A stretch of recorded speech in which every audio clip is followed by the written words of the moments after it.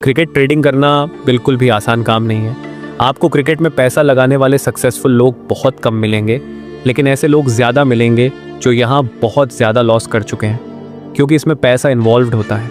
इसलिए ये field time के साथ टफ होती जाती है, क्योंकि जैसे जैसे टाइम निकलता जाता है आपका इन्वेस्ट किया हुआ अमाउंट भी बढ़ता जाता है। लेकिन ट्रेडर्स कुछ ऐसी मिस्टेक्स करते हैं जो बहुत ही ज़्यादा खतरनाक होती हैं। एंड आज मैं आपको ऐसी ही 7 डेडली मिस्टेक्स के बारे में बताने वाला हूँ जो आपका सिर्फ लॉस ही नहीं करवाएंगे, लेकिन आपको पूरी तरह बर्बाद ही कर देंगे। ये सबसे ज़्यादा एक्यूरेट मिस्टेक्स है। एंड आप चाहे तो इन मिस्टेक्स को क्रॉस चेक करवा सकते हैं किसी ऐसे व्यक्ति से जो यहाँ पे ऑलरेडी लॉस कर चुका है। वो खुद आपको बता देंगे कि उन्होंने भी सेम मिस्टेक्स करी है। ये मैं आपको इसलिए बता रहा हूँ ताकि आप ऐसी मिस्टेक्स को कभी आगे चलकर ना दोहराएं। इन 7 मिस्टेक्स में से नंबर 5 तो ऑलमोस्ट 80% ट्रेडर्स ने करी ही है। मैं शुरू करूंगा सबसे छोटी मिस्टेक से और एंड करूंगा सबसे बड़ी मिस्टेक पे। डजंट मैटर आप इनमें से कितनी मिस्टेक्स कर रहे हैं, आपको एटलीस्ट इनके बारे में पता होना चाहिए सो दैट आप ये गलतियां फ्यूचर में ना करें। तो चलिए शुरू करते हैं मिस्टेक नंबर 7 से, जो कि है नॉट ट्रेडिंग अलोन। अगर आपकी भी आदत है दोस्तों में बैठ के ट्रेडिंग करने की या फिर किसी भी वक्त ट्रेडिंग करने की जब आप फ्री नहीं हैं, तो आप ये मिस्टेक कर रहे हैं। आपको ट्रेडिंग सिर्फ तब करनी है जब आप फ्री रहो एंड अकेले रहो।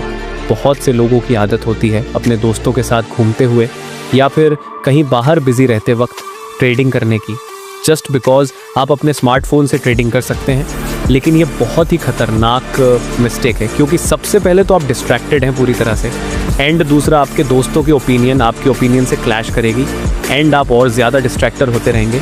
ट्रेडिंग आपको मोस्टली अकेले में करनी चाहिए एंड अपने रूम में अकेले बैठ के करनी चाहिए। जितने ज़्यादा लोग आपके आसपास होंगे ट्रेडिंग करते वक्त, वो उतना ही ज़्यादा आपको डिस्ट्रैक्ट करेंगे। आपको लग रहा होगा कि स्कोर चेज़ होने वाला है, लेकिन वहीं आपका एक दोस्त आपको ओपिनियन देगा कि ऐसा स्कोर तो ईजिली डिफेंड हो सकता है। नंबर 6 है play fancies based on luck. Based on luck, fancy से मेरा मतलब क्या है? Based on luck. फैंसी से मेरा मतलब उन फैंसी के बारे में है जो टोटली लक पे डिपेंडेंट है एंड उनमें स्किल इवॉल्व नहीं होता। मैं यहाँ सेशन और विकेट नॉट की बात नहीं कर रहा हूँ, बिकॉज इनकी नॉलेज आप टाइम के साथ बिल्ड कर लेते हैं एंड ये बहुत हद तक स्किल बेस्ड है। मैं बात कर रहा हूँ बहुत ही रैंडम फैंसीज़ की, जैसे टॉस। बहुत सी ऐसी फैंसीज़ भी होती हैं जिनके बारे में लोगों को पता नहीं होता, बट जस्ट बिकॉज हम क्यूरियस होते हैं हम इनमें पैसा लगाना शुरू कर देते हैं। हमें लगता है कि इनसे पैसा कमाना ज़्यादा आसान है, but in reality things are really different. Fancies में आप इतना पैसा नहीं कमा सकते जितना आप ट्रेडिंग में कमा सकते हैं। So if you are playing fancies, make sure कि आप सिर्फ सेशन और विकेट नॉट में ही हाथ डालें, बिकॉज ये स्किल बेस्ड है एंड यहाँ पर आप एक्चुअली में प्रिडिक्ट कर सकते हैं कि क्या आउटकम होने वाला है। चलिए अब चलते हैं डेडली मिस्टेक्स नंबर 5 पे, जो है टेकिंग अ लोन। आपको क्रिकेट ट्रेडिंग में हमेशा अपने खुद के पैसे से ही ट्रेडिंग करनी है। बहुत से लोगों की हैबिट होती है दूसरे लोगों से पैसा लोन लेकर ट्रेडिंग करने की। बहुत से लोग 5 से 10 लाख रुपए एंड उससे भी ज़्यादा का लोन ले लेते हैं just to make some money in cricket trading.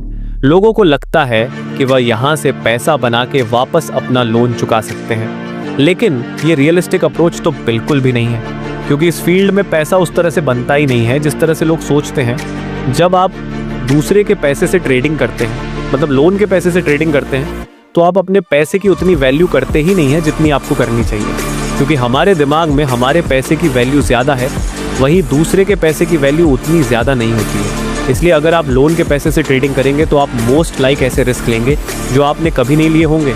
Loan लेना भी एक मिस्टेक है कि अगर आपने अपने लोन के पैसे का लॉस कर लिया तो अब आप ये सोचिए कि आप लोन के पैसे को कैसे चुकाएंगे। ये करके आप अपने लिए एक नई टेंशन खड़ी कर रहे हैं कि अब आपको लोन का पैसा कैसे चुकाना है। सो सबसे बेस्ट डिसीजन यही है कि आप अपने पैसे से ट्रेडिंग करें। डजंट मैटर कि आपके पास कितना पैसा है, आप चाहें तो मिनिमम 100 रुपये से भी ट्रेडिंग कर सकते हैं, बट मेक श्योर कि पैसा हमेशा आपका ही हो। किसी और के पैसे को कभी भी रिस्क मत करिए। चलिए अब चलते हैं डेडली मिस्टेक नंबर 4 पे, जो है फॉलोइंग फेक टिप्पर्स। फेक टिप्पर से मेरा मतलब है फिक्स्ड रिपोर्ट्स वाले टिप्पर, टॉस वाले टिप्पर एंड अनरियलिस्टिक एक्सपेक्टेशन देने वाले टिप्पर्स। क्रिकेट ट्रेडिंग में जितने भी ट्रेडर्स लॉस में हैं, उनमें से मेजॉरिटी ट्रेडर्स के लॉस का कारण फेक टिप्पर्स हैं। ये वो लोग हैं जो आपसे बोलते हैं कि इनके पास एक फिक्स्ड रिपोर्ट है। आज के मैच की एंड उन्हें ऑलरेडी पता है कि कौन सी टीम जीतने वाली है। यहाँ आपको थोड़ा सा कॉमन सेंस यूज़ करना पड़ेगा कि अगर वो ऑलरेडी जानते हैं कि कौन सी टीम जीतने वाली है तो वो अपना पूरा पैसा उस टीम पर क्यों नहीं लगा देते। अगर कोई आपको बोलता है कि उसकी प्रेडिक्शन 100% करेक्ट है तो ऐसा कुछ भी नहीं होने वाला, क्योंकि ऐसे लोग आपको सिर्फ बेवकूफ़ ही बना रहे हैं।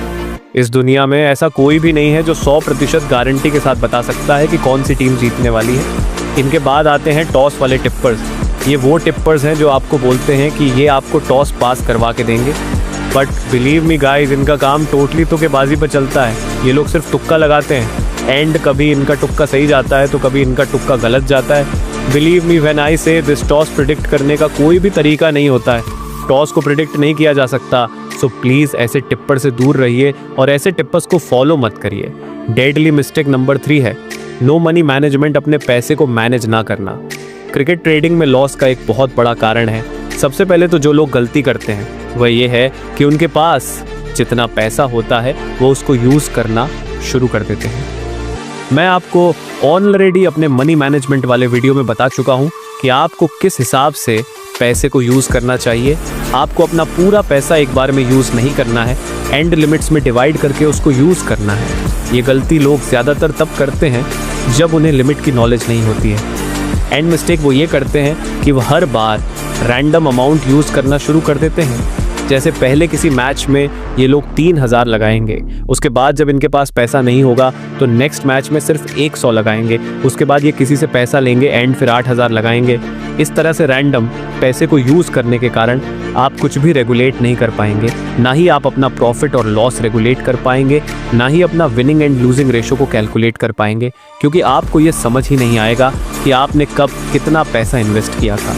डेडली मिस्टेक नंबर 2 है जल्दी लॉस कट और बुक सेट कर लेना। अगर आपकी भी आदत है जल्दी लॉस कट करने की और जल्दी बुक सेट करने की तो आप डेफिनेटली ये वाली मिस्टेक कर रहे हैं। यहाँ मैनुअली जो प्रॉब्लम है वो है लाइक ऑफ पेशेंस। इसका मतलब आपके अंदर पेशेंस बिल्कुल भी नहीं है। आप 40 पैसे पर एंट्री करते हैं, एंड जैसे ही ऑड्स 50 या 60 पैसे तक आते हैं आप अपना लॉस 0 कर लेते हैं। ट्रेडिंग करते वक्त पेशेंस रखना बहुत ज़्यादा ज़रूरी है। अगर आपके अंदर पेशेंस नहीं है तो आप रैंडम कुछ भी करना शुरू कर देंगे। आप कहीं भी एंट्री करेंगे एंड कहीं भी लॉस कट करेंगे। जल्दी लॉस कट और बुक सेट करने का एक और रीज़न है टारगेट ट्रेडिंग ना करना। अगर आपने अभी तक यही डिसाइड नहीं किया है कि आपको एक मैच से कितना प्रॉफिट लेना है, एंड किस रेंज में लेना है, तो आप कभी भी लॉस कट करेंगे एंड कहीं भी बुक सेट करेंगे। ये करने पर आप लॉन्ग टर्म में बिल्कुल भी प्रॉफिट नहीं कमा सकते, क्योंकि हारने वाले दिन आप पूरी एक लिमिट लूज़ करके आएंगे, वहीं जीतने वाले दिन आप अपनी लिमिट का सिर्फ 30% ही प्रॉफिट करके आएंगे। अब मैं आपको बताता हूँ ऐसी मिस्टेक के बारे में जो सबसे बड़ी मिस्टेक है, एंड ये मिस्टेक मेजॉरिटी ट्रेडर्स करते हैं। नंबर 1 डेडली मिस्टेक है not exiting the match. Match से एग्जिट ना करना। यूसी क्रिकेट ट्रेडिंग में एंट्री सब करते हैं, लेकिन एग्जिट करना बहुत कम लोगों को आता है। एग्जिट के बारे में कोई बात भी नहीं करता। ये आपको हर कोई बताता है कि प्रॉफिट के लिए एंट्री कब करना है और कैसे करना है, लेकिन ये कोई नहीं बताता कि अगर लॉस हो जाए तो उस सिचुएशन में आपको क्या करना है। क्रिकेट ट्रेडिंग में अनसक्सेसफुल होने का एक ही रीज़न है और वह है लॉस होना। तो अगर आपने अभी तक यही डिसाइड नहीं किया है कि आप अपने लॉस को कैसे बचा सकते हैं तो ये ही आपकी सबसे बड़ी मिस्टेक होगी। आपको ऑलरेडी ये पता होना चाहिए कि अगर चीज़ें आपके खिलाफ चली गई, अगर आपका लॉस हो गया तो आपको क्या करना है।